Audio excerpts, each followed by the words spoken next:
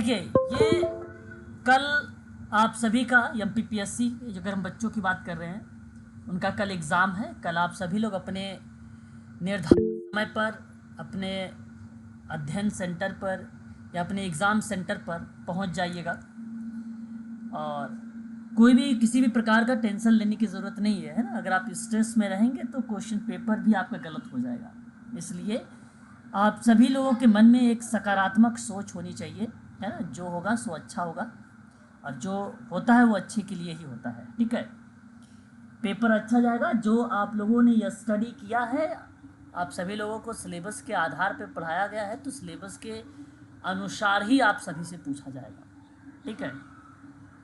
सब चीज़ें जो आने वाली हैं आपके सिलेबस के आधार पे आएगा। सिलेबस से बाहर कुछ भी चीज़ें नहीं आएगी। हाँ, एक आध दो प्रश्न होते हैं वो अपवाद के रूप में रखे जाते हैं। एक आध दो प्रश्न आते हैं, वो सभी के लिए इसी तरीके के पैटर्न को फॉलो करते हैं। नेगेटिव मार्किंग नहीं है, जैसा कि आप सभी को पता है एमपीपीएससी का एग्ज़ाम। और एक प्रश्न आप सभी लोगों के लिए 4 नंबर का होगा। और एमपी से यानी जो फर्स्ट पेपर आने वाला है उसमें 50 क्वेश्चन रहेंगे। और जो सोशोलॉजी है, जैसे कि सोशल वर्क के भी स्टूडेंट ने अप्लाई कर रखा है सोशोलॉजी को, तो वो बेसिकली 100 क्वेश्चंस होंगे। और ये आपका 400 नंबर का होगा, है ना। और ये आपका अगर हम बात करते सर हैं 150 क्वेश्चन होंगे सर। क्वेश्चन होंगे सर 150। अच्छा 150 क्वेश्चन होंगे, ठीक है। कोई जी सर। हाँ, 150 क्वेश्चन है। तो आप और सर पहला पेपर क्वालिफाइंग है, मतलब पहला अगर पेपर क्वालिफाइंग नहीं कर रहे हो तो सेकंड का कोई फायदा नहीं है। अच्छा, ऐसा भी कुछ है लिखा हुआ है नोटिफिकेशन में क्या? हालांकि जी सर 20% आपको, हाँ अच्छा 20%। 20 मार्क्स करने हैं आपको पहले। सही अच्छा 20 मार्क्स आपको करने हैं से, चलो कोई बात नहीं। मार्क्स नहीं सर, क्वेश्चन 50 में से। ठीक है भाई, कोई बात नहीं। आप लोग 20 क्वेश्चंस बेसिकली, मुझे नहीं लगता कहाँ पे नोटिफिकेशन लिखा हुआ, जरा एक बार शेयर करिएगा आप, है ना। सर बहुत सारे वीडियोस देखे मैंने इसके ऊपर ना, वीडियोस पे है मत चलो, इसमें। आप देखो वीडियोस पे मत जाओ, नोटिफिकेशन पे जाओ, ठीक है। पहले जब सर शुरुआत नोटिफिकेशन में 40% मार्क्स बोला है, मतलब वही होता है 20 क्वेश्चन। अरे फिर गलत, आप लोग गलत सोच लिए। इसीलिए मैं कहता हूँ कि आप लोग को मैंने पहले भी इस चीज़ को लेकर काफ़ी डिस्कशन भी आप लोगों से कर चुका हूँ एक बार। और चलो मैं आपको एक बार बता दूँ, ऐसा कुछ भी नहीं है कि यहाँ पर आपके 20 मार्क्स के लिए कंपलसरी कहा गया है, ठीक है। ऐसा कुछ भी नहीं है। मैं आपको बता दूँ, वो बेसिकली जनरल के लिए अगर आपको उससे कह रहा है कि 40%, और उसके बाद ओबीसी के लिए 35% और एससी एसटी के लिए 35% क्वालिफिकेशन का जो मार्क्स रखा गया है, ये एक न्यूनतम कट ऑफ रखी गई है। ये नहीं कहा गया है कि आपको 40 क्वेश्चन यानी 20 क्वेश्चन सही करने हैं आपको, या 40% तक आपके नंबर आने चाहिए, ये नहीं कहा गया। ये कहा गया है कि न्यूनतम कट ऑफ ये है। एक बार पेपर ऐसा भी आया था, आप सभी लोगों को मैं पहले ही बता चुका हूँ, आप सब जानते भी हैं कि बहुत टफ क्वेश्चन बन गया था। वहाँ पर बच्चे 40% ही नहीं लेकर आए थे, तो इसलिए वही एक न्यूनतम कट ऑफ मान ली गई थी। कट ऑफ कोई फिर निर्धारित नहीं की गई थी। ये आयोग है, कोई काम सिस्टमैटिक ढंग से होता है ना, तो इसलिए ये पहले से प्लानिंग होती है सारी चीज़ें। अगर पेपर टफ बन जाता है तो ऐसी कंडीशन पर वो 40% क्वालिफिकेशन मान ली जाती है, ठीक है। तो ये आयोग के द्वारा सारी चीज़ें निर्धारित है, ऐसा कुछ भी नहीं है। प्लीज़ ये सारी चीज़ें आपने जेहन से आप निकाल दीजिए कि आपके 20 क्वेश्चन सही करने ही करने हैं, ठीक है। ऐसा मैंने पहले भी बता चुका हूँ कई बच्चों को। यूजीसी नेट को लेकर काफ़ी बच्चे इसमें कंफ्यूज हुआ करते थे पहले। वहीं अगर हम बात करते हैं, नेगेटिव मार्किंग नहीं है। 600 नंबर का आप लोगों का मिलेगा सेकंड पेपर। पॉजिटिव तरीके से आपको क्वेश्चन को बड़े ध्यान से पढ़ना पड़ेगा, ठीक है।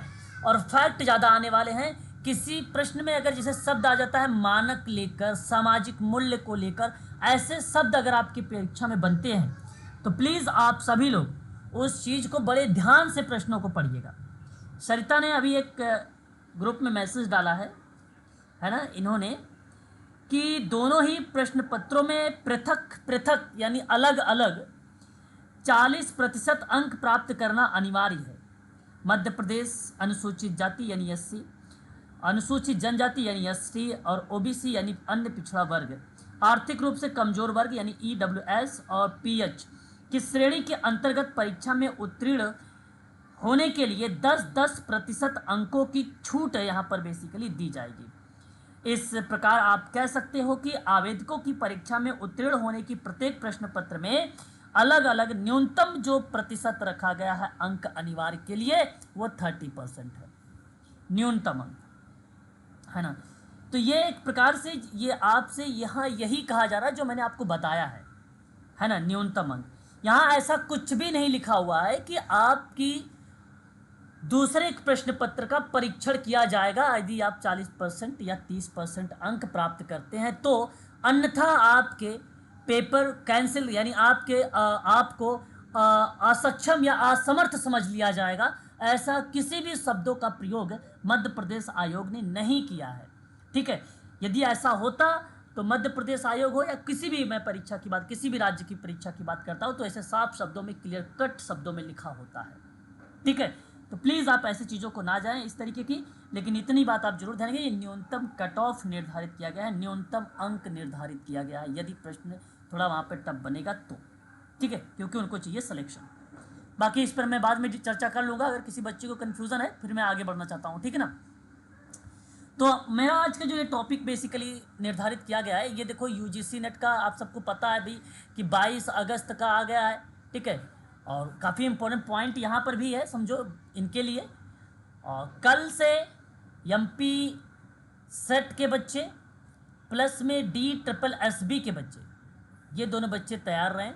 इनकी क्लास की शेड्यूल का जो टाइम रहेगा 9 AM से स्टार्ट रहेगा। सिलेबस कल आप सभी का एमपी सेट का आपके सामने स्क्रीन पर शेयर करके आप लोगों को बताया जाएगा, एक स्टेप बाय स्टेप पॉइंट को, ठीक है। तो एमपी सेट वाले स्टूडेंट तैयार रहें कल से।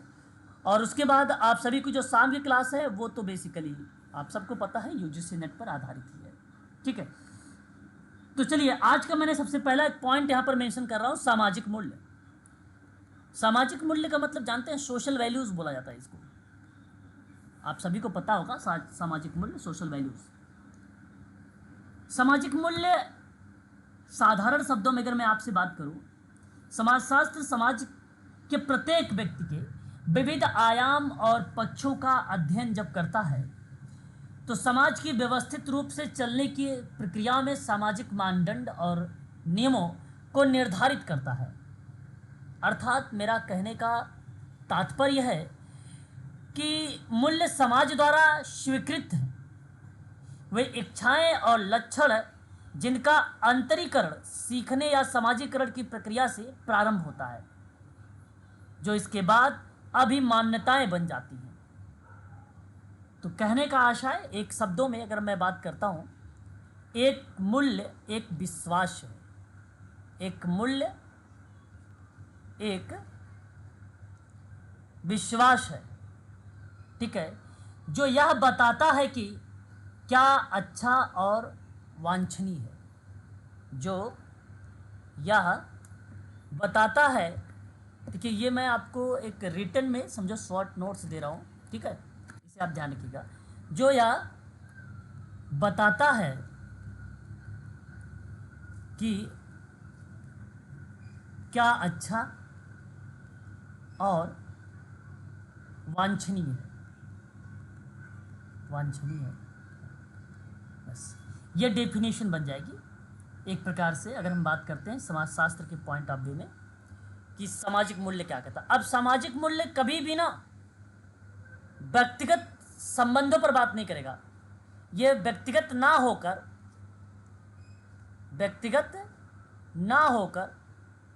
फिर किस पर प्राथमिकता देगा? सिर्फ सामूहिक पे देगा, सामूहिक क्रियाओं पर बल देगा। ये होता है सामाजिक मूल्य। सामाजिक मूल्य ना सामूहिक, जब सामूहिक क्रियाओं पर बात होगी तो सामूहिक अंतः क्रिया के परिणामों को देखता है।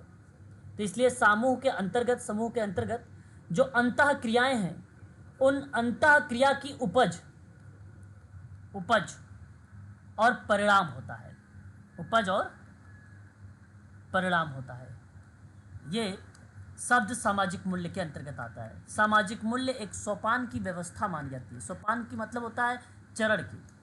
सोशल जो वैल्यू होता है, सोशल वैल्यूज, ठीक है, एक सोपान व्यवस्था होती है, एक सोपान व्यवस्था। सोपान का मतलब चरण, स्टेप, है ना, क्रम, बिल्कुल सही क्रम। ये है सामाजिक मूल्य। तो सामाजिक मूल्य न्याय, सामूहिक दृढ़ता, समानता, है ना, इन शब्दों को रिप्रेजेंट करता है, इन प्रतिमानों को प्रस्तुत करता है, तो उससे हम लोग कहते हैं कि ये सामाजिक मूल्य है। अब सामाजिक मूल्य दो ही टाइप का होता है, एक तो व्यक्तिगत होता है और एक सामूहिक होता है। और व्यक्तिगत का मतलब सिंपल सी बात है कि जब व्यक्तित्व के विकास के संबंध में होगा, जिसके कारण मानव व्यक्तित्व की रक्षा होगी, जैसे ईमानदारी हो गया, राजभक्ति हो गया, सत्यशीलता हो गया, सम्मान हो गया, ये क्या, ये व्यक्तिक मूल्य हो जाते हैं एक प्रकार से।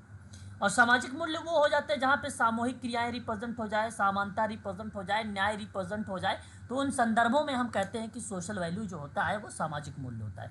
तो इसके दो टाइप है, ये भी आप ध्यान रखते चलिएगा, एक व्यक्तिक होगा तो दूसरा क्या बन जाएगा, सामूहिक। ये दो टाइप के रूप में जो है बेसिकली रिप्रेजेंट होता है। आप लोगों से मैं कई बार शब्दों में यूज़ करता हूँ साधन साध्य शब्द, जैसा कि आप सभी लोग सुनते भी हैं मुझसे, समाजशास्त्र में कई बार आप लोगों ने सुना भी है, एक साधन मूल्य और एक साध्य मूल्य। ठीक है, ये राधा कमल मुखर्जी के द्वारा बेसिकली दो भागों में आप ऐसा कह लीजिए कि वर्गीकृत किया गया राधा कमल मुखर्जी के द्वारा, जिसको एक नाम साधन और दूसरा नाम साध्य दिया गया। तो साधन वे मूल्य होते हैं जिनको व्यक्ति और समाज, ठीक है, साधन की बात मैं कर रहा हूँ, जिसको व्यक्ति और समाज साध्य दोनों को प्राप्त करने हेतु उनकी सेवा और उन्नत करने के साधन के रूप में अपनाता है। यानी ये व्यक्ति प्लस समाज को अपनाता है, व्यक्ति प्लस समाज को साधन अपनाता है। समुचित चुनाव पर ही व्यक्ति और समाज के द्वारा साध्य मूल्यों की प्राप्ति संभव भी हो जाती है। वहाँ पर संपत्ति हो गया, स्वास्थ्य हो गया, पेशा हो गया, सुरक्षा हो गई, परिस्थिति हो गई इत्यादि, क्या है ये साधन मूल्य होते हैं। पेपर में सवाल बनता है साधन का एग्जाम्पल बताइए, तो आप बता सकते हो, एक स्वास्थ्य को रख सकते हो, दूसरा संपत्ति रख सकते हैं, तीसरी पेशा रख सकते हैं। ठीक है, पेशा मतलब व्यवसाय, पेशा मीन्स व्यवसाय, है ना, याद रखने वाली चीज़ है। सत्ता मतलब क्या होता है, पावर। परिस्थिति मतलब स्टेटस, ऐसे बहुत सारे शब्द हैं, इनको शामिल कर सकते हैं। साध्य बेसिकली लक्ष्य और संतुष्टि है साध्य, जिसको व्यक्ति ना समाज के जीवन और मस्तिष्क के विकास के लिए अपनाता है, अपने मस्तिष्क के विकास के लिए अपनाता है। ये व्यक्ति मस्तिष्क विकास के लिए अपनाता है। ठीक है, साध्य लक्ष्य को प्राप्त करने के लिए अपनाता है ना। तो बेसिकली जो व्यक्ति के व्यवहारिक अंग होते हैं वे मूल्य पारलौकिक और अमूर्त होते हैं। इसका मानव जीवन में उच्चतम और विशेष स्थान होता है। जैसे सत्यम शिवम सुंदरम एक ऐसा शब्द है जो बेसिकली रिप्रेजेंट करता है, एग्जाम्पल के तौर पे साध्य है, ये साध्य वैल्यूज़ है। राधा कमल मुखर्जी के द्वारा ऐसे शब्दों का प्रयोग किया गया है। प्लीज़ ऐसे शब्दों को ध्यान रखें। यदि पेपर में सवाल भी बने कि सत्यम शिवम सुंदरम जो है सोपान की व्यवस्था में, ठीक है, समाज की वैल्यूज़ में या समाज के मूल्य में प्रस्तुत करने वाला विद्वान का नाम, तो अब भी आप नाम बताएंगे राधा कमल मुखर्जी। ठीक है, ये नाम आपको याद होना चाहिए। आगे हम बात करेंगे, तो ये था सोशल वैल्यूज़ को लेकर, ठीक है, समाज की मूल्यों को लेकर। आप लोगों ने नाम सुना होगा सामाजिक नियम, एक सोशल रूल। सामाजिक नियम क्या होता है, नियम, समाज का नियम क्या है। समाज के नियम का मतलब समाज में प्रचलित परंपरा, रीति रिवाज, जिन्हें समाज द्वारा मान्यता प्राप्त है, वही सामाजिक नियम है। सिंपल बात है ये। समाज के सभी सदस्यों से उनका पालन करने की अपेक्षा की जाती है। समाज का जो नियम है वो मानव के व्यवहार को नियंत्रित करता है और समाज की व्यवस्था को बनाए रखने में सहयोग देता है। यही तो समाज का नियम हो गया। तो सामाजिक नियमों का निर्माण समाज के सदस्यों द्वारा होता है। नियम का निर्माण किसके द्वारा होता है, समाज के जो सदस्य होगा उनके द्वारा होता है ना, सदस्यों द्वारा होता है नियम का निर्माण। ठीक है, सामाजिक नियम जो होती है उसकी प्रकृति कैसी होती है, नेचर कैसा होता है, अनौपचारिक होता है। नेचर कैसा होता है, अनौपचारिक होता है। सामाजिक नियम समाज का मार्गदर्शन कराता है। किसका मार्गदर्शन कराता है सामाजिक नियम, समाज का मार्गदर्शन कराता है। तो ये बेसिकली सोशल रूल है जो एक प्रकार से यहाँ पे प्रस्तुत हो रहे हैं आपके सामने, समाज के नियम। इस बात को आप सभी लोग ध्यान रखिएगा। आप लोगों ने नाम सुना होगा एक हैबिटस करके, अभी आरपीएससी में ये सवाल पूछा गया था, मुझे ये उम्मीद भी है कि आप लोगों को पता है। बताइए जरा, हैबिटस का अवधारणा किसने दिया है पेपर में? Pierre Bourdieu, Pierre Bourdieu. Sir Pierre. Habitus यहाँ एक शब्द आता है, और इस हैबिटस शब्द को आप सभी लोग ध्यान रखेंगे। जैसे किसी बच्चे ने अभी बताया है पियरे, ठीक है, बोर्डियो, बोर्डियो का नाम, इस महान भाव ने हैबिटस शब्द दिया। हैबिटस का संबंध जीवन पद्धति में या जीवन पद्धति से पाया जाता है। इसके अंतर्गत ना विशेष सोशल ग्रुप के वैल्यूज और आकांक्षाएं शामिल की गई हैं। देखिए, हैबिटस शब्द में एक शब्द आपको रिलेट हो रहा है, हैबिट। हैबिट मीन्स आदत। किसी निश्चित तरीके से किसी के शरीर को धारण करने और उपयोग करने की जो प्रवृत्ति होती है, जैसे कि मुद्रा या उच्चारण शब्द आपने देखा होगा सोशल मीडिया वगैरह पे मिमिक्री करते हुए लोगों को, उनके हुबहू कॉपी करते हुए लोग, एक्टर हो या एक्ट्रेस हो, इस तरीके के लोगों को आप लोगों ने देखा होगा। तो ये पियरे बोर्डियो ने एक सुझाव देते हुए कहा है कि हैबिटस बेसिकली मुद्रा और उच्चारण करने वाले जो पर्सन हैं, जो व्यक्ति हैं, जो लोग हैं, उन संदर्भों के अंतर्गत शामिल होंगे। अधिक अमूर्त मस्तिष्क आदतें, धारणा, प्रशंसा, भावना, क्रिया इत्यादि ऐसे शब्द भी जहां व्यक्तियों की गणना की नई विचार विमर्श के बिना नई स्थितियों के लिए नए समाधान खोजने की अनुमति देता है, नए समाधान खोजने की अनुमति दे रहा है। तो ऐसी परिस्थिति में भी हैबिटस शब्द का प्रयोग इसमें किया जाता है। तो मैं चाहूँगा कि आप सभी लोग केवल इतना याद रखें कि हैबिटस की अवधारणा बोर्डियो ने दिया है, और उस किताब को नाम अगर पूछेगा तो रिप्रोडक्शन इन एजुकेशन नाम लगाएंगे, इन एजुकेशन नाम बताएंगे रिप्रोडक्शन के आधार पे, और आप लोग कहेंगे कि यह हैबिटस जो शब्द है ये बोर्डियो के द्वारा दिया गया है। बस इतनी बात इस हैबिटस के अंतर्गत याद रखिएगा।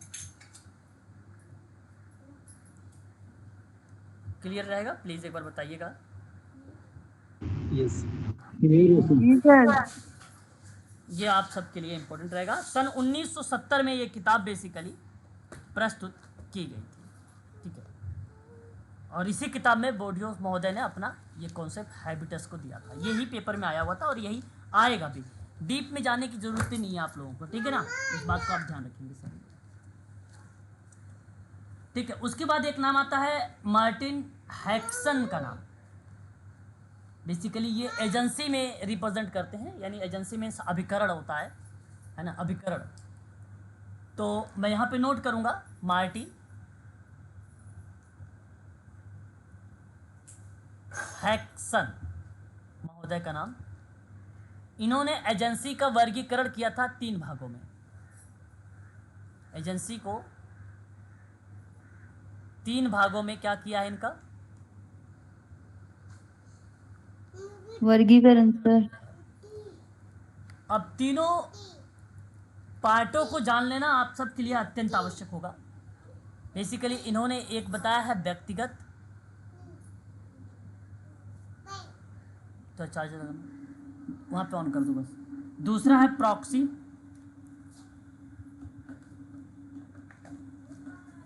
प्रॉक्सी। तीसरा है सामूहिक,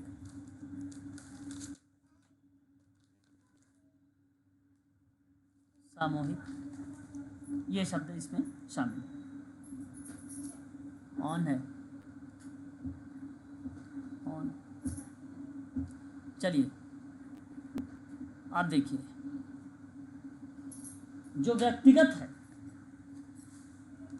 जब कोई अपनी तरफ से कोई कार्य करता है तो ऐसी कार्य प्रविधि व्यक्ति की व्यक्तिगत एजेंसी कहलाती है ना। जब कोई व्यक्ति अपनी तरफ से कार्य करता है तो ऐसी कार्य प्रविधि व्यक्ति की व्यक्तिगत एजेंसी कहलाती है। प्रॉक्सी, जब कोई व्यक्ति किसी नियोक्ता की तरफ से, नियोक्ता मालिक की तरफ से कार्य करता है, अर्थात इसमें व्यक्ति अपनी इच्छा से नहीं बल्कि दूसरों की इच्छा से कार्य करता है, यानी दूसरों की इच्छा से, तो क्या बन जाएगा? प्रॉक्सी। सामूहिक, सामूहिक एजेंसी तब होती है जब लोग एक साथ कार्य करते हैं, लोग एक साथ कार्य करते हैं। लाइक सामाजिक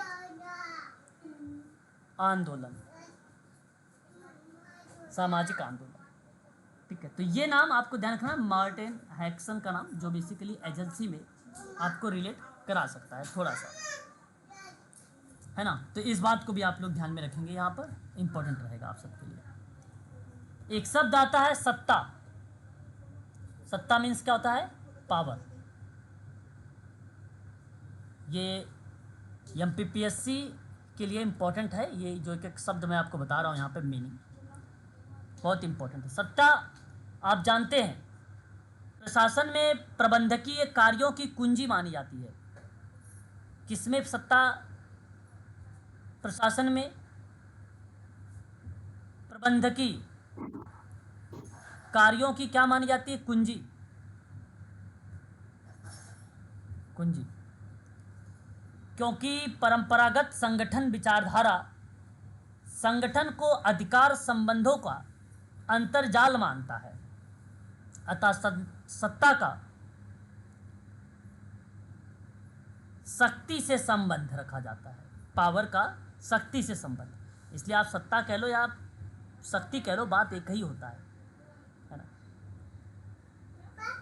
तो जब आप किसी उच्च या प्रवर व्यक्ति की, जो सृजनशील व्यक्ति है, उसकी उस क्षमता को जिसके आधार पर वह निर्णय के साथ साथ अधीनस्थों के व्यवहार को प्रचलित कर सकता है, तो उन प्रक्रिया में वह शब्द आ जाता है सत्ता। एक डेफिनेशन लिखिएगा पेटरसन का, पेटरसन का। आदेश देने एवं उसके पालन की आज्ञा का अधिकार, आज्ञा का अधिकार सत्ता कहा जाता है, सत्ता कहा जाता है। ठीक है, इसमें देखो डेविस का नाम, एलन का नाम भी आते हैं, परंतु थोड़ा सा इम्पॉर्टेंट नाम है ये पेटरसन। यूनिक के रूप में मिल सकता है, या तो एक नाम डेविस का मिल सकता है। डेविस ने क्या बोला? सत्ता निर्णय, सत्ता निर्णय लेने एवं आदेश देने का अधिकार है, आदेश देने का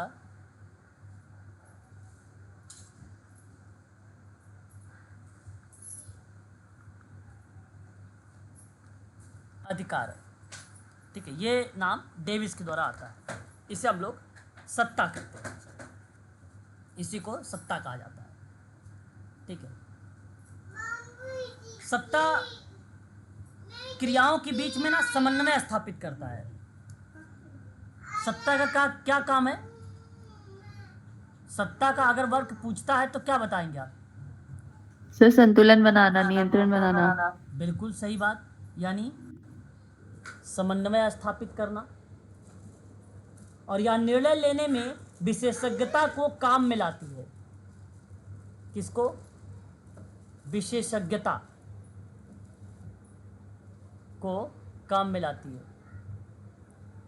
और लोगों को कुछ उत्तरदायित्व सौंपती है जो सत्ता का प्रयोग करते हैं, जो सत्ता का प्रयोग करते हैं, सत्ता का यूज करते हैं, प्रयोग करते हैं, उन्हीं को उत्तरदायित्व ये देता है, उत्तरदायित्व उन्हीं को सौंपी जाती है।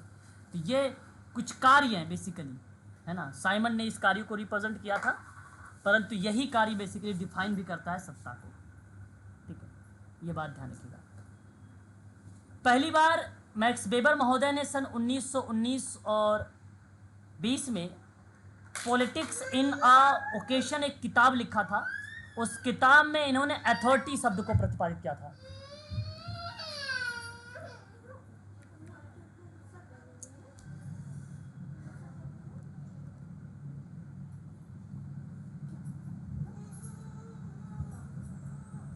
प्राधिकरण,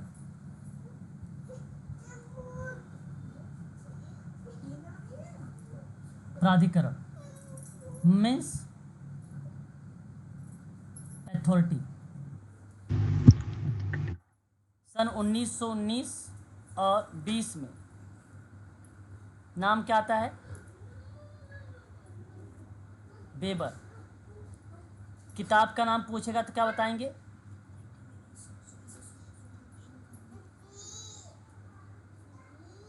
पॉलिटिक्स इन अ नेशन।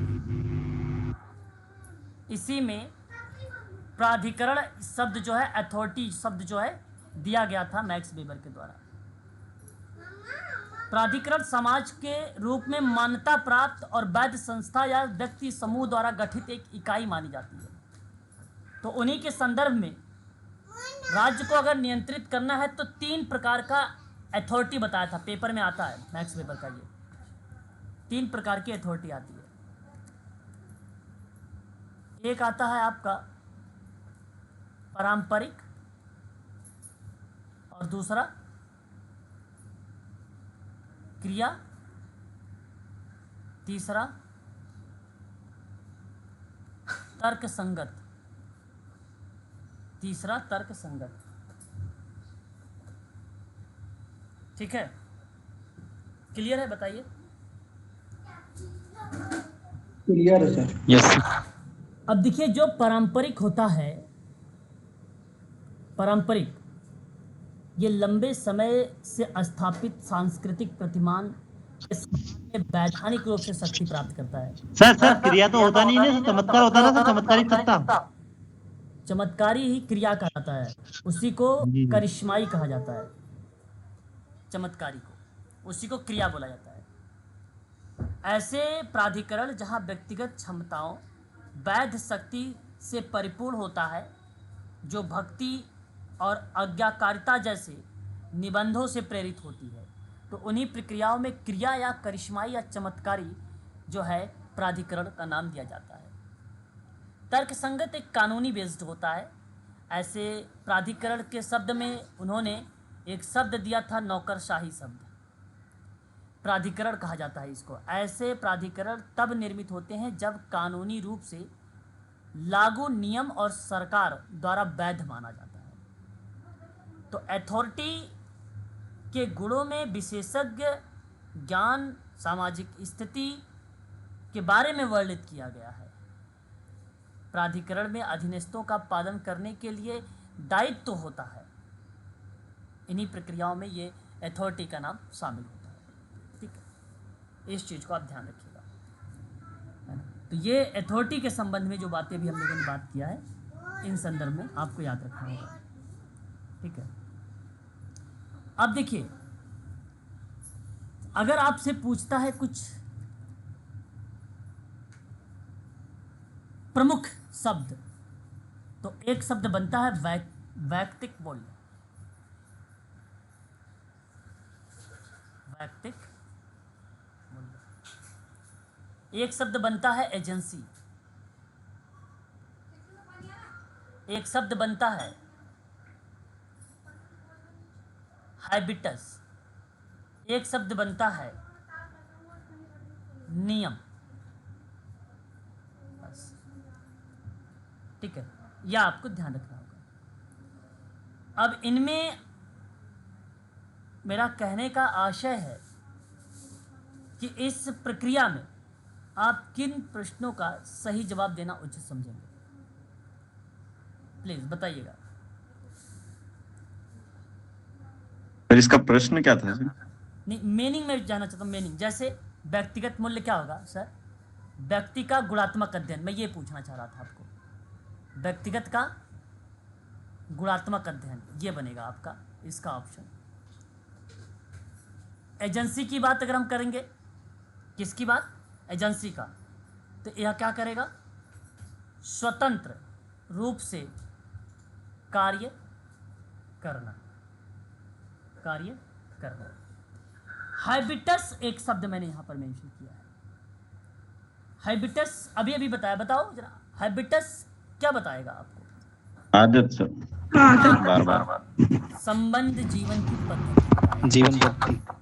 हाँ, संबंध बताएगा, रिलेशन, जीवन पद्धति में पाया जाता है, क्योंकि पाया जाता है।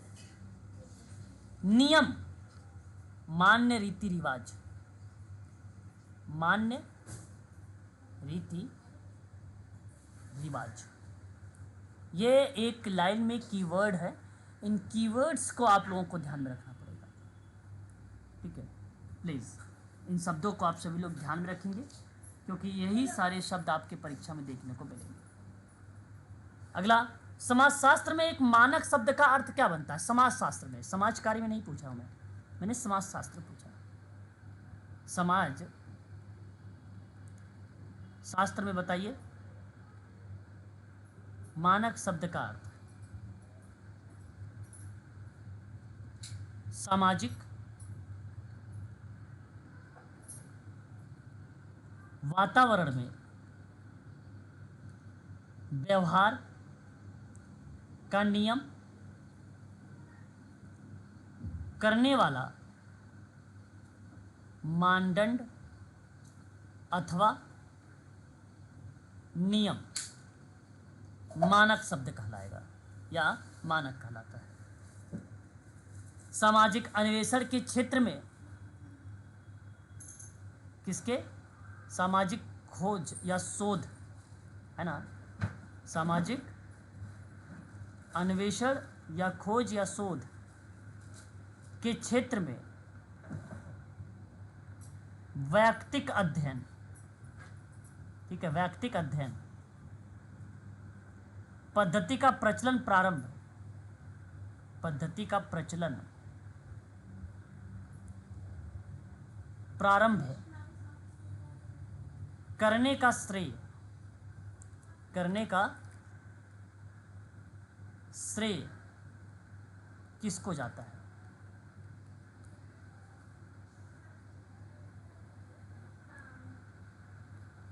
फ्रेडरिक फ्रेडरिक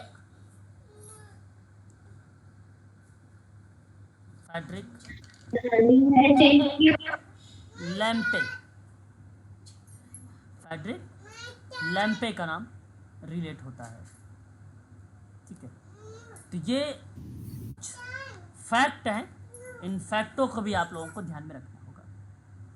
सर ये पूरा जो मीनिंग है वो मानक वाली बात से जुड़ा हुआ है या फ्रेडरिक वाला वो अलग से है? ये अलग है भाई, ये तो मैंने अलग दूसरा पेन यूज़ कर रहा हूँ। सिंपल सी बात है, मैंने यहाँ पे इन्वर्टेड कॉमा लगा दिया, इसका मतलब बंद हो गया, ये बात यहीं खत्म हो गई। मानक, है ना?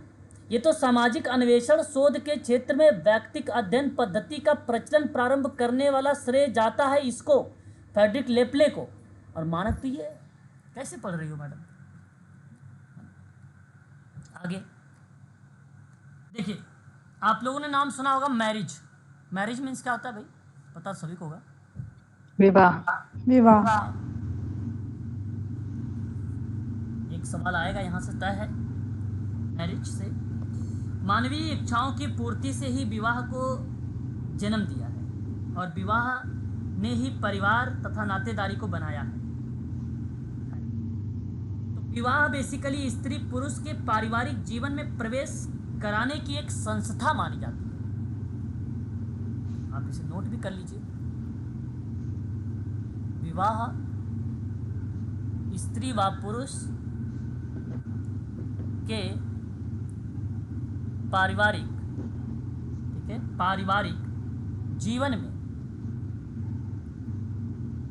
में प्रवेश कराने की संस्था है, ठीक है, और यही डेफिनेशन बोगार्ट्स के द्वारा दी गई। ठीक है, किसके द्वारा? बोगार्ट्स के द्वारा। बोगार्ट्स महोदय। बिल्कुल बात सही। बोगार्ट्स के नाम आपको ध्यान रखना है, लेकिन एक नाम और आपने नाम देखते हैं पढ़ते हमेशा है, मर्डॉक का नाम, परिवार में विवाह में, है ना, बड़ा फेमस पर्सन है ये मर्डॉक, है ना, मर्डॉक। ठीक है, इसने क्या बोला है? एक साथ रहते हुए, एक साथ रहते हुए नियमित यौन संबंध, नियमित यौन संबंध और आर्थिक सहयोग, और आर्थिक सहयोग रखने को विवाह कहते हैं।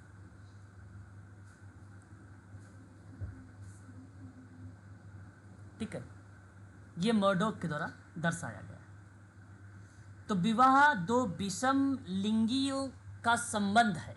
विवाह विवाह एक सार्वभौमिक सामाजिक संस्था है, वैध संतानोत्पत्ति को बढ़ावा देता है, संस्कृति का एक पीढ़ी से दूसरी पीढ़ी में हस्तांतरण करता है, माता पिता और बच्चों में नवीन अधिकार दायित्व भूमिकाओं को जन्म देता है, धार्मिक सामाजिक सांस्कृतिक उद्देश्यों की पूर्ति करता है विवाह, है ना।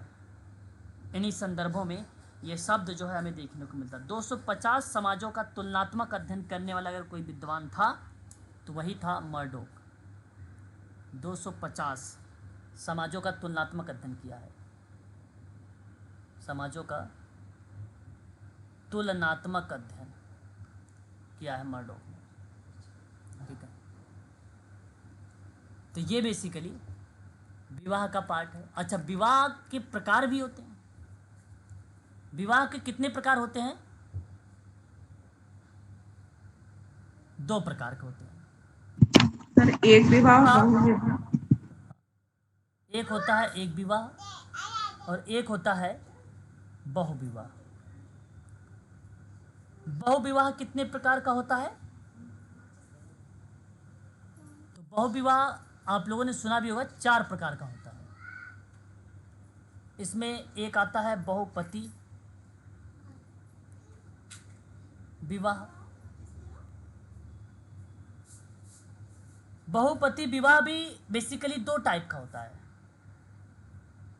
आप लोगों ने नाम सुना होगा, मैं आप लोगों से कई बार इसके बारे में बात कर भी चुका हूँ। भ्रातक बहुपति विवाह और एक होता है अभ्रातक बहुपति विवाह, है ना। दूसरा बहुपत्नी विवाह होता है। बहुपत्नी विवाह भी 2 प्रकार का होता है। एक होता है सीमित और एक होता है असीमित विवाह। असीमित विवाह। वहीं अगर हम बात करते हैं तो बहुविवाह एक होता है द्विपत्नी विवाह।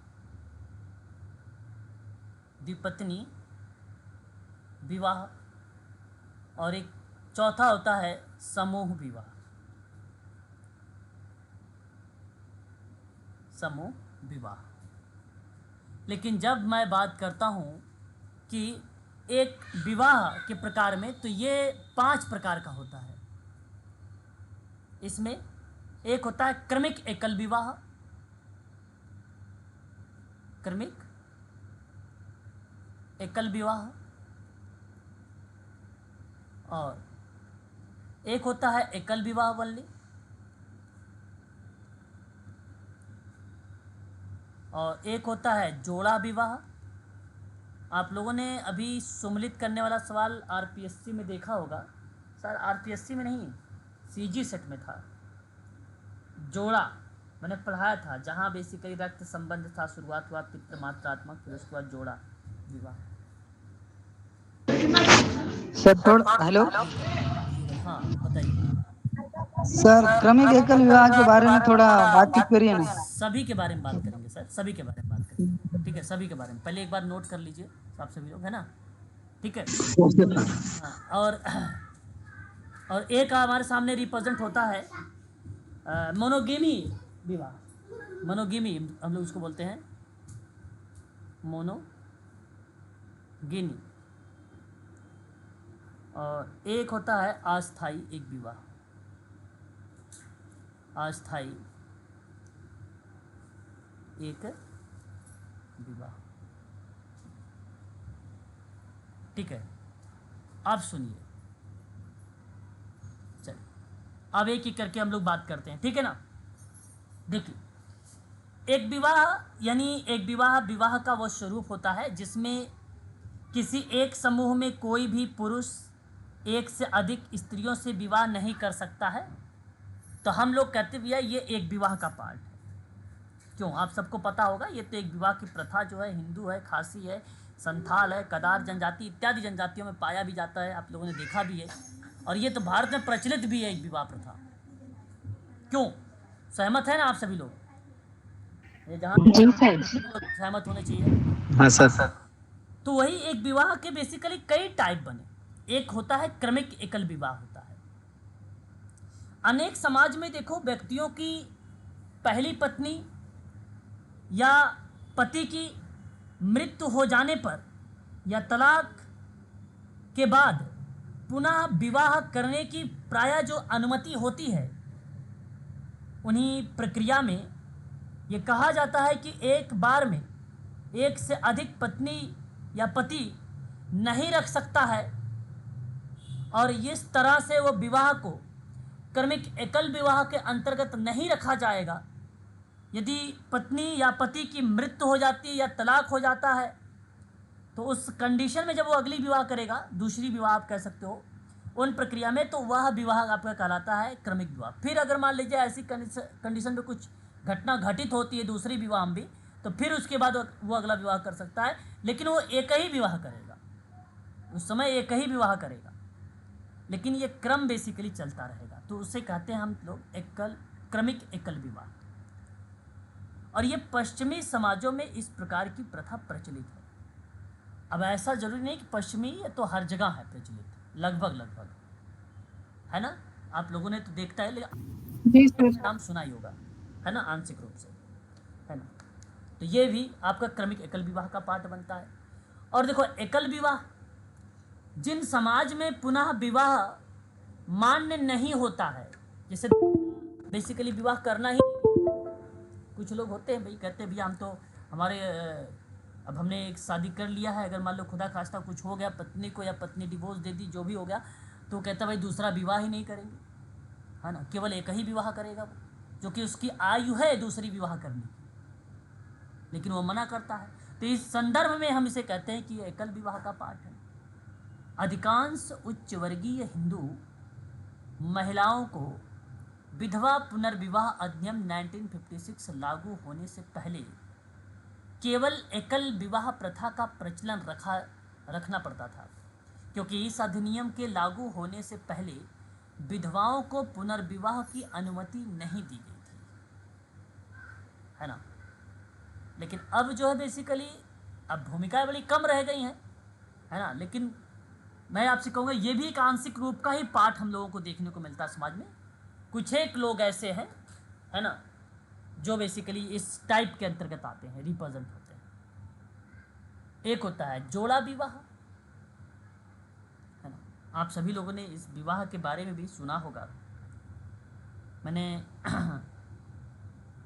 आप लोगों से इसके बारे में भी चर्चा कर रखा है, किया है या नहीं किया बताओ। और वो भी मैंने क्वेश्चन के आधार पे किया था, जब MPPSC का, सॉरी CG सेट की बात मैं कर रहा हूँ, जब CG सेट का मैं क्वेश्चन पेपर पर डिस्कस कर रहा था, तो उस समय मैं इसके बारे में बताया था।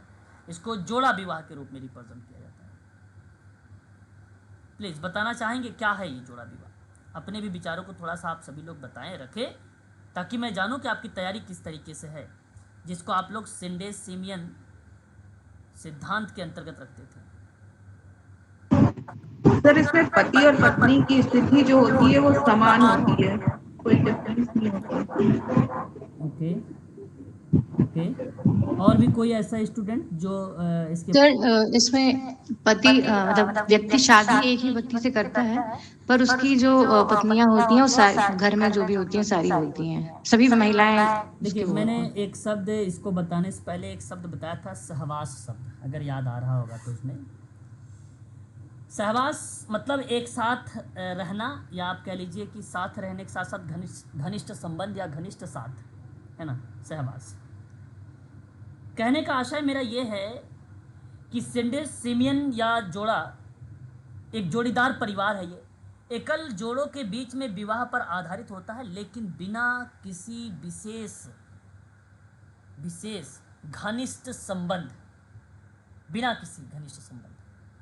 बिना किसी विशेष सहवास के विवाह को हम लोग जोड़ीदार या सेंडे-सिमियन परिवार को रिप्रेजेंट करते हैं। सेंडे-सिमियन मैं लिख देता हूँ,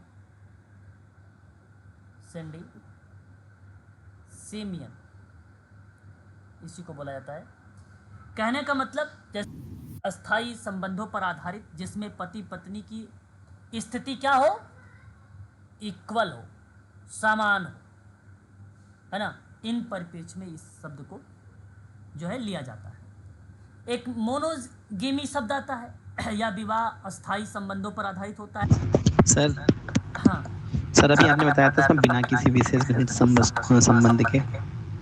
हाँ, सहवास का मैं मीनिंग आपको बता रहा था कि सहवास का जो आशय होता है वो दर्शाता है, जिसका शाब्दिक अर्थ होता है एक साथ रहना या एक करीबी साहचर्य बनना, एक करीबी साहचर्य बनना। तो मतलब एक साथ रहना या घनिष्ठ के साथ या घनिष्ठता के साथ एक साथ रहना। जब एक साथ रहेंगे तो सर वहाँ पर मीनिंग जो बनाएगा ना, वो बेसिकली दर्शाता है आपको जोड़ा या एक प्रकार से युगम। लेकिन मैंने एक शब्द जोड़ा कि लेकिन बिना किसी विशेष सहवास के, जब पर्टिकुलर ये नहीं कि अपने हित के लिए ये चीज़ें जुड़ी हुई है। मेरा कहने का मतलब ये है, पर्टिकुलर किसी हित के लिए, भाई अब लड़का कोई शादी कर रहा है लड़की से अपने पर्टिकुलर हित के लिए, ऐसा नहीं। आप लोग देखते हैं कि जो दूसरी शादी करते हैं, बहुत लोग सोचते हैं कि बच्चे के पालन पोषण हो जाएगा अगर उसके पास एक कोई बेबी होगा, बच्चा होता है तो इस कंडीशन में वो लोग करते हैं सवाल। तो यहाँ पे कोई पर्टिकुलर विशेष उद्देश्य नहीं रखा गया है, दोनों की समान स्थिति बताई गई है जोड़ा विवाह में, है ना, जोड़ा विवाह में, ठीक है। और जो मोनोगिनी होता है, इस तरह के विवाह में अधिनियम में एक पुरुष सर एक चीज पूछनी थी सर, एकल विवाह फिर जोड़ा विवाह में क्या डिफरेंस है सर? देखिए, एकल विवाह जोड़ा विवाह में कोई डिफरेंस नहीं है, केवल यहाँ पर यह बताया गया है कि एक शब्द मैंने बताया कि जोड़ा विवाह जो शब्द दर्शाया गया है वो अस्थाई संबंधों पर आधारित है। ये मतलब ये फिक्स है। एकल विवाह भी उसी पर आधारित है ना, एकल विवाह भी, लेकिन इसमें पति पत्नी की स्थिति जो है समान होती है। लेकिन एकल विवाह में स्थिति हो सकती, भाई अगर आप अरेंज मैरिज कर रखे हैं तो इसका मतलब है कि पुरुष वाला जो भार है वो थोड़ा सा ज़्यादा होगा। लव मैरिज कर रखे होंगे तो शायद पत्नी वाला जो स्त्री वाला भार है वो ज़्यादा होगा। तो मैं एक एग्जाम्पल तौर पे आपको बताने का प्रयास कर रहा हूँ यहाँ से कोई पर्टिकुलर ऐसी रीज़न नहीं होता है ऐसा कुछ, लेकिन मैं बताने का प्रयास कर रहा हूँ कि इसमें पति पत्नी की स्थिति समान होती है। जोड़ा विवाह में पति पत्नी की स्थिति समान है, इक्वल है, किसी तरफ का वो चीज़ है, अब झुकाव नहीं है। तो सर आर्थिक स्थिति बोल रहे हैं, कौन सी स्थिति बोल रहे हैं सर? पति पत्नी की स्थिति समान किस रूप में सर, किस रूप में सर? हर परिप्रेक्ष्य में, मतलब वो प्रतिबद्ध नहीं है, एकल में प्रतिबद्ध परिप्रेक्ष्य में कोई पर्टिकुलर जैसे दोनों का डिवोर्स हो रखा हो या दोनों के एक बच्चा हो। हाँ, मतलब ये नहीं कि कोई पर्टिकुलर आपने एक पक्ष डोमेन दर्शाया, आयाम दर्शाया कि भाई राजनीतिक पक्ष में या सामाजिक पक्ष में, ऐसा कुछ नहीं सर। यहाँ पे हर क्षेत्र में समानता, दोनों के लिए इक्वलिटी। तो उसके जोड़ा का मतलब क्या होता है सर कि पति पत्नी दोनों इक्वल होंगे, जोड़ा लिख दिया, युगल लिख दिया, सिंपल बात है। युगल लिखने का मतलब, जोड़ा लिखने का मतलब दोनों की इक्वलिटी की बात करना। एकल विवाह भी उसी पर आधारित है, ऐसी बात नहीं है कि एकल विवाह कुछ अलग है, उसी पर बेस्ड है। लेकिन आशाएं बेसिकली यहाँ पर थोड़ा सा मीनिंग दर्शाता है अलग। एकल विवाह में बेसिकली हम क्या बता रहे थे आप लोगों से कि पुनः विवाह मान्य नहीं होता है ना, उनमें केवल एक ही विवाह होता है एकल विवाह के पार्ट में, है ना, एकल विवाह के पार्ट में ये चीज़ें दर्शाई जाती है। ठीक है, ये जब विधवा पुनर्विवाह अधिनियम नहीं आता था, इसका मतलब है पहले कहाँ विवाह होता था? तो 1856 में विधवा पुनर्विवाह आया अधिनियम, तभी से दूसरा विवाह शुरू हुआ ना, उससे पहले तो था एकल विवाह ही। अगर विवाह हो गया पति या पत्नी की, अगर मान लीजिए कोई एक्सपायर कर गया, तो इसका मतलब है कि भाई दोबारा उसका विवाह होना नहीं है। ये पहले था 1856 से पहले। अच्छा, उस समय सती प्रथा का नाम भी सुने होंगे आप लोगों ने। उससे पहले सर राजा राजा तो सर करते थे ना, 2-2 3-3 पत्नियां रखते थे सर। अरे वो तो दूसरा पार्ट आ जाएगा, बहुविवाह का पार्ट आएगा, लेकिन वो आगे आएगा, वो अलग दूसरा पार्ट है। वो उसमें आप ना जोड़े कि एकल विवाह है वो लोग करते थे, वो भाई राजा था, एकाधिकार था, उत्तराधिकार, जो भी चीज़ें वो करते, जो टैक्स चाहे वो कुछ भी कर ले, उससे क्या मतलब, हमारा उससे थोड़ी। लेकिन जो रूल तो रूल है ना, नियम था, समाज में कुछ नियम थे, मानक थे, है ना, उनके लिए था, राजाओं के लिए थोड़ी था ये, है ना, राजाओं के लिए थोड़ी था। ठीक है, डीप में मत जाइए आप, ज़्यादा है ना, टॉपिक जो है लंबा चला जाएगा। Okay okay, thank you sir. ठीक है, उसके बाद देखिए एक आता है मोनोगिनी करके। इस तरह का विवाह के अधिनियम में एक पुरुष और एक स्त्री से विवाह करता है। तो सिंपल सी बात है, आप जानते भी हैं कि विवाह की सबसे बड़ी विशेषता जब यहाँ पे बताई जाती है, पुरुष अपने परिवार के अन्य विवाहित स्त्रियों के साथ यौन संबंध स्थापित कर लेता है ना। तो देखो मैं आपको बता दूं कि मोनोगेमी में भी यहाँ पर विवाह के अधिनियम में एक पुरुष एक स्त्री से विवाह करता है, लेकिन इस प्रकार के विवाह की सबसे बड़ी विशेषता ये है कि इसमें पुरुष अपने परिवार की अन्य विवाहित स्त्रियों के साथ यौन संबंध स्थापित कर लेता है। यह प्रथा बेसिकली मैं आपको बता दूं, एक समाज में, एक समाज है जिसका नाम है पॉलीनेशियाई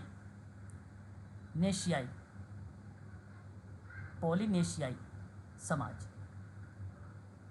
उसमें यह प्रथा पाई। मतलब एक प्रकार की अगर हम बात करें, ये जो है संबंध या इस तरीके का शब्द जो है हमें देखने को मिलता है इस समाज में। ठीक है, पेपर में अगर बनता है तो आप लोग यहाँ पर इस संदर्भ को दर्शा सकते हो।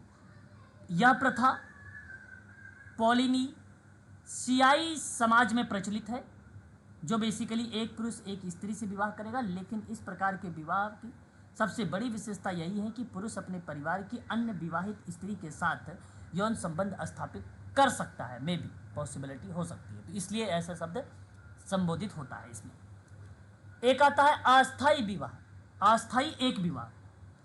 ये भी बेसिकली पॉलीनेशियाई समाज में पॉलीनेशियाई समाज में भाई बहनों के बीच यह विवाह पाया जाता है। अस्थाई एक विवाह इसी समाज में पाया जाता है, लेकिन कहाँ? भाई बहनों में, भाई बहनों में। जैसे विवाह का एक स्वरूप संबंधों की अस्थिरता पर आधारित होता है। इसमें न एक पुरुष एक स्त्री से विवाह करता है, लेकिन इस तरह के विवाह की सबसे बड़ी विशेषता यह है कि स्त्री परिवार के अन्य सदस्य के साथ भी यौन संबंध अस्थाई या अस्थाई रूप से स्थापित कर सकती है ना। तो अस्थाई भी हो सकता है, अस्थाई भी हो सकता है। ठीक है, तो वह बेसिकली अस्थाई एक विवाह का पार्ट माना जाता है इस प्रक्रिया में। ठीक है, तो ये एक प्रकार से एक विवाह के अंतर्गत ये कुछ टाइप थे। उसके बाद आपको बता दें कि हमारे सामने एक शब्द और आता है, और वो है बहुविवाह, जो 4 टाइप के होते हैं। बहुविवाह जैसा कि आप जानते हैं, बहुविवाह एक ऐसा विवाह जिसमें एक पुरुष या स्त्री का एक से अधिक स्त्रियों या पुरुषों के साथ वैवाहिक संबंध स्थापित होता है, तो उसे हम लोग कहते हैं। एक बार इनको विवाह बुलाओ भाई, बनाने होने की जरूरत नहीं है। ठीक है, तो ये बात ध्यान रखना आपको। मर्डॉक ने 250 समाजों का अध्ययन करके बेसिकली 50% से अधिक समाजों में बहुविवाह पाए जाते हैं। इस तरीके की चीज़ें बेसिकली रिप्रेजेंट हुआ था। ठीक है, तो बहुविवाह के प्रकारों में बहुपत्नी विवाह, बहुपति विवाह, द्विपत्नी विवाह, समूह विवाह, इस तरीके के शब्द जो है बेसिकली देखने को मिले। जैसा कि आप जानते हैं, अगर मैं आपसे बात करता हूँ बहुपत्नी विवाह, क्या हुआ भाई, किसी बच्चे ने कुछ भेजा है क्या ग्रुप में? सर एप्लीकेशन फॉर्म भी लेकर जाना है क्या? अभी देखो भाई, अभिषेक कह रहे हैं, ठीक है। तो यहाँ पर अगर मैं बात करता हूँ बहुपत्नी विवाह में, तो एक समय में एक से अधिक स्त्रियों से विवाह करने को बहुपत्नी विवाह कहते हैं हम लोग। भाई अगर एक समय में एक से अधिक स्त्री से विवाह करने की प्रक्रिया को हम लोग क्या बोलेंगे? बहुपत्नी विवाह किया है, इसका मतलब यह है। सिंपल बात है ना। जी सर। पत्नी विवाह वही कहलाएगा। अब इसी का अगर आप उल्टा कर देंगे कि एक ही समय में एक से अधिक पुरुषों से विवाह करने की प्रथा को या प्रक्रिया को हम उसे क्या बोलेंगे? बहुपति विवाह कहेंगे। क्या बोलेंगे? पति। तो बहुपति विवाह बेसिकली तिब्बत प्रथा में पाई गई। कहाँ पाई गई है? तिब्बत प्रथा में। अच्छा, बहुपत्नी विवाह का उल्लेख सबसे पहले जानते हो किसने किया था? बहुपति का सबसे पहले मैकलेलन ने किया था। मैकलेनन ने किया था। इसने सबसे पहले सर्वप्रथम बहुपति और बहुपत्नी का उल्लेख इसी ने किया था सबसे पहले, ठीक है। तो एक भ्रातक बहुपति आता है। देखिए, एक स्त्री के सभी पति आपस में भाई होते हैं या विवाह खस, टोंडा, कोटा, नायर जनजातियों में पाया जाता है। इसमें दो या दो से अधिक भाई मिलकर किसी एक स्त्री से विवाह करते हैं। यह सबसे बड़ा भाई किसी स्त्री से विवाह करता है और अन्य भाई स्वतः ही उसी स्त्री के पति बन जाते हैं, ठीक है। तो ये बेसिकली भ्रातक बहुपति विवाह कहलाता है, ठीक है। ये बात ध्यान रखिएगा। टोडा जनजाति में बेसिकली इस तरीके की चीज़ें देखने को मिलती है ना हम लोगों को, ठीक है। उसके बाद अगर हम बात करते हैं तो एक आता है अभ्रातक बहुपति विवाह। इस प्रकार का विवाह पति परस्पर भाई नहीं होते हैं। स्त्री बारी बारी के समान अवधि के लिए प्रत्येक पति के पास रहती है। इस प्रथा को अगर हम बात करते हैं तो टोंडा में ही पितृसत्तात्मक और अभ्रातक बहुपति विवाह का बेसिकली पार्ट माना जाता है। और नायर जनजाति आपने नाम सुना भी होगा, वहाँ पर भी ये चीज़ें हमें देखने को मिलती है। वहाँ पर भी मात्र सत्तात्मक अभ्रातक बहुपति विवाह पाया गया, पितृसत्तात्मक अभ्रातक बहुपति विवाह पाया गया। वो भी कंडीशन बेसिकली वहाँ पर देखने को मिली है, ठीक है। तो यहाँ पर बेसिकली अभ्रातक मतलब जो भाई ना हो आपस में, और भ्रातक का मतलब क्या होगा? जो भाई आपस में। भ्रातक जो शब्द है ना, वो बेसिकली संस्कृत शब्द है। भ्रातक मीन्स भाई होता है, ठीक है, भाई होता है। एक होता है बहुपत्नी, अभी भी मैंने आपको बताया है इसके बारे में। इसमें एक सीमित बहुपत्नी विवाह होता है, सीमित, और एक होता है असीमित। जो सीमित होता है इसमें पत्नियों की संख्या क्या होगी? निर्धारित है, यानी सीमित है, यानी 2 या 3 या 4 इस तरीके की। भाई 2 विवाह करेगा, 3 विवाह करेगा, 4 विवाह करेगा, ये इस तरीके की निर्धारित चीज़ें हैं, सर्टेन है। लेकिन जो असीमित है वो बेसिकली पत्नियों की संख्या सीमित होती है, यहाँ कोई निर्धारित नहीं की गई है ना, विवाह करते चलो, ठीक है। ये पार्ट बेसिकली इसके अंतर्गत आता है, ठीक है भाई। बताइए, यहाँ तक समझ में आया? तो फिर आगे बढ़ूंगा। हाँ सर। समझ रहा। अब एक आता है द्विपत्नी विवाह। इस प्रकार का विवाह में एक पुरुष एक साथ जो पत्नियां रखता है, इस 2 पत्नी में, इस प्रकार के विवाह में एक पुरुष एक साथ 2 पत्नियां रखता है। साधारणतः पहली पत्नी के मायके चले जाने या अस्वस्थ रहने की स्थिति में और ब्रह्मचर्य बाधित होने की स्थिति में दूसरे विवाह की आज्ञा प्रदान कर देती है। है ना, मेडास हो गया, होलिया हो गया, जनजाति के नाम बता रहा हूँ ये, आरेगन जनजाति हो गया, उनमें ये विवाह देखने को मिलता है। एस्किमो में वृद्ध पुरुष और महिला की गला घोंटकर हत्या की प्रथा भी पाई जाती है। वृद्ध पुरुष की या महिला की गला घोंटकर हत्या की भी प्रथा देखने को मिली। द्विपत्नी विवाह में ऐसा मिला। कहाँ पे सर? इंडिया में कि सर इंडिया से बाहर से? इसको अरे ये इंडिया से बाहर सर, इंडिया से बाहर। इंडिया में ऐसा कहीं हम लोगों को सुना ही नहीं है। एस्किमो, एस्किमो, ठीक है, साफ लिख दूं? जी सर, जी सर। ऐसी कमो, ठीक है, ये वहां पर। और एक होता है समूह विवाह। इसमें पुरुषों का एक समूह महिलाओं के समूह से विवाह करता है। समूह का प्रत्येक पुरुष दूसरे समूह की प्रत्येक स्त्री का पति होता है। और यह प्रथा ऑस्ट्रेलिया की मायोरी में पाई जाती है। यहाँ एक कुल की सभी लड़कियां दूसरे कुल की पत्नियां समझी जाती हैं और ये समूह विवाह का पार्ट होता है। तो एक बार आप लोग इसका स्क्रीनशॉट ले लीजिएगा, है ना? आप सर सेव करके भेज दीजिएगा। हाँ श्योर, इसको तो मैं सेव करके आप लोगों को भेजूंगा ही, इसमें कोई दो राय नहीं, इसमें कोई दो राय नहीं। इस तरीके की चीजें होती है। एक देखो, आप लोगों ने नाम सुना होगा पैट्री लोकल शब्द। अन्य के रूप में अगर हम रिप्रेजेंट करते हैं तो हमारे सामने एक शब्द आता है पैट्री लोकल। इस विवाह को हम लोग वर के घर रहना, वर के घर रहना, ठीक है, लड़कियां रहती है। और पैट्री देखो, ये पितृ सत्तात्मक होगा, पितृ सत्तात्मक होगा, पितृवंशीय होगा पैट्री लोकल का मतलब। एक होता है मैट्री लोकल, इसका मतलब क्या हो जाएगा? वधू के घर रहना, है ना। एक होता है इवेंचुअल लोकल, इसका मतलब क्या हो जाएगा? वधू के मामा के घर रहना, घर रहना। एक हो जाता है नियो लोकल, इसका मतलब क्या हो जाएगा? अपने आवास की व्यवस्था करना, आवास की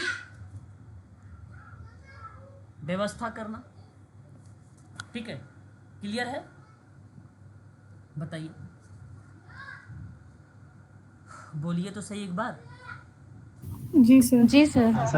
बाकी आप लोग देखो, ब्रह्म विवाह, देव विवाह, आर्ष विवाह, प्रजापति विवाह, असुर विवाह, गंधर्व विवाह, राक्षस विवाह, जो है पिचास विवाह, इन सभी विवाह के बारे में आपको बता चुका हूँ, है ना, पहले भी, ठीक है। तो बताने की जरूरत तो है नहीं मुझे। मुस्लिम विवाह में एक शब्द आता है मेहर, जिसको आप सब जानते भी हैं। मेहर मुस्लिम समाज का एक अस्थायी प्रतिफल माना जाता है कि नहीं?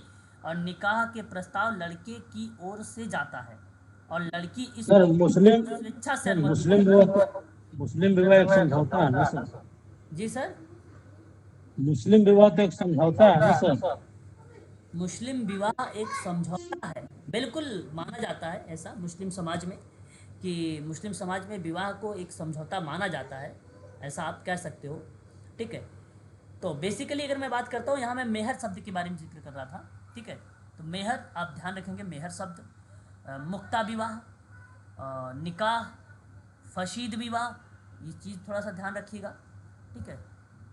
कल के परीक्षा में आप सभी लोगों के लिए ऐसे शब्द देखने को मिल सकते हैं, इसलिए आप इन चीज़ों को ध्यान में रख के ही जाइएगा, है ना। और उसके बाद देखिए नातेदारी आता है, परिवार आता है। इस चीज़ों को अगर हम करें तो हमें देखने को ये सारे नाम हमें मिलते हैं, ठीक है। धर्म, धर्म का मतलब क्या होता है? कोई बताना चाहेगा? धर्म, प्लीज। धर्म,